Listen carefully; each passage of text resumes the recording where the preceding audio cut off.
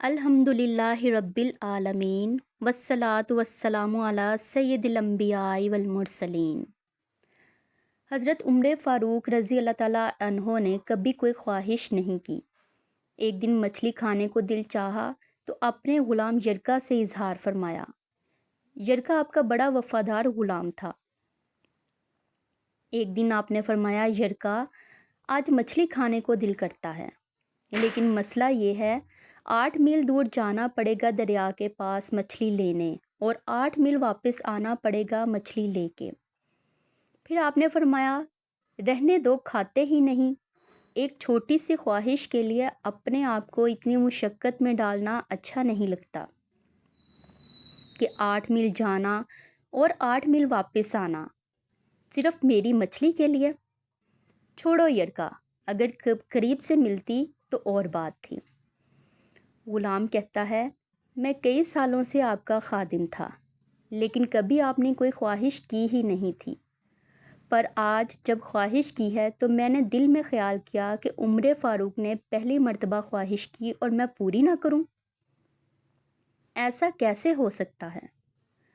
غلام کہتے ہیں، جناب عمر رضی اللہ تعالیٰ عنہ ظہر کی نماز پڑھنے گئے تو مجھے معلوم تھا ان کے پاس کچھ مہمان آئے ہوئے ہیں، اثر ان کی وہیں ہو جائے گی۔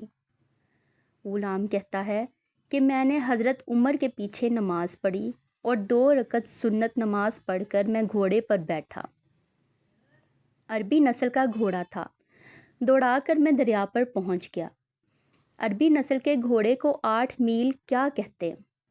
وہاں پہنچ کر میں نے ایک ٹوکرا مچھلی کا خریدا اور حضرت عمر رضی اللہ تعالیٰ عنہ کی عصر کی نماز ہونے سے پہلے میں واپس بھی آ گیا، اور گھوڑے کو میں نے ٹھنڈی چھاؤں میں باندھ دیا تاکہ اس کا جو پسینہ آیا ہوا ہے وہ خشک ہو جائے اور کہیں حضرت عمر فاروق دیکھ نہ لیں۔ غلام کہتا ہے کہ گھوڑے کا پسینہ تو خشک ہو گیا، پر پسینے کی وجہ سے گرد و غبار گھوڑے پر جم گیا تھا، جو واضح نظر آ رہا تھا کہ گھوڑا کہیں سفر پر گیا تھا۔ پھر میں نے سوچا کہ حضرت عمر فاروق دیکھ نہ لیں۔ پھر میں جلدی سے گھوڑے کو کنویں پر لے گیا اور اسے جلدی سے غسل کرایا اور اسے لا کر چھاؤں میں باندھ دیا۔ فرماتے ہیں، جب عصر کی نماز پڑھ کر حضرت عمر فاروق آئے تو میں نے کہا، حضور، اللہ نے آپ کی خواہش پوری کر دی ہے، مچھلی کا بندوبست ہو گیا ہے، اور بس تھوڑی دیر میں مچھلی پکا کے پیش کرتا ہوں۔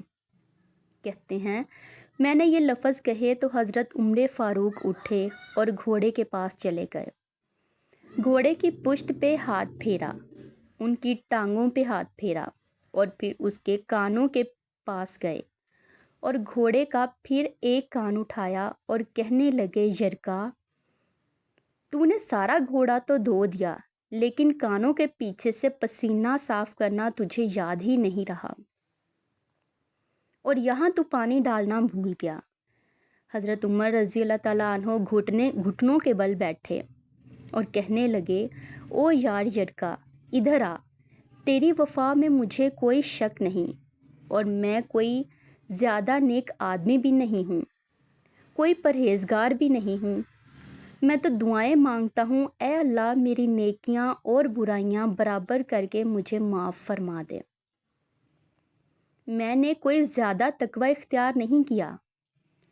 اور بات کو جاری رکھتے ہوئے فرمانے لگے، یار ایک بات تو بتا، اگر یہ گھوڑا قیامت کے دن اللہ کی بارگاہ میں فریاد کرے کہ یا اللہ، عمر نے مجھے اپنی ایک خواہش پوری کرنے کے لیے 16 میل کا سفر طے کرایا، اے اللہ، میں جانور تھا، بے زبان تھا، 16 میل کا سفر ایک خواہش پوری کرنے کے لیے؟ تو پھر یرکا تو بتا، میرے جیسے وجود کا کمزور آدمی مالک کے حضور گھوڑے کے سوال کا جواب کیسے دے گا؟